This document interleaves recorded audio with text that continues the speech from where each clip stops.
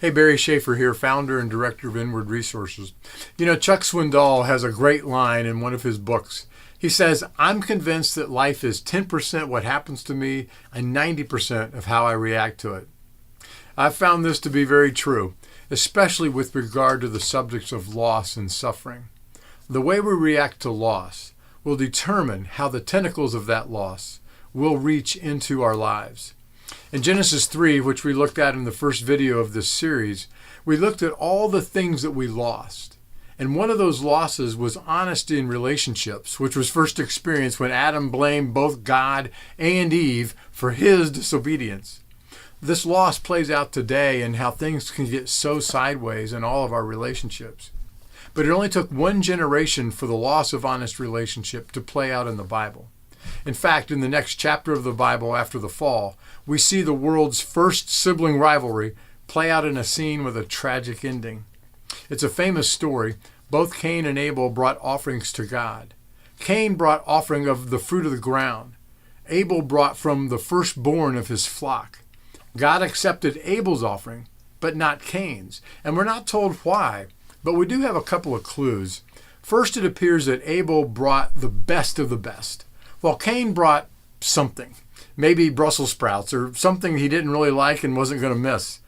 Secondly, the New Testament actually sheds a little more light, telling us that Abel brought his offering by faith and through a righteous act, which implies that Cain's offering was not brought in faith, and then it says his deeds were evil. It's almost as if Cain was hedging his bets as to whether he actually believed in God or cared that God existed. Cain was dismayed at God's disregard for his offering, so God asked, "Why are you angry?" And after that conversation, Cain killed Abel. Think specifically about how you react to everything surrounding your day-to-day life. It's easy to be caught up, as Cain was, in the consequences of the fall, reacting to events and pressures of a fallen world out of our ignoble, base instincts. Had it not been for an active redemption of God on this fallen world, those bad base instincts are all that we would have left. Thankfully, it doesn't have to be that way. Through God's redemptive work, He has given us a pipeline between where He is and where we are in this fallen world. And it's through this pipeline that He gives us what we need to navigate our hard stuff. Yes, I can have raw, guttural reactions to bad circumstances. See Job. But I don't have to let those default instincts rule the day. I can let my raw reactions be overwhelmed by what God gives me, like the fruit of the Spirit.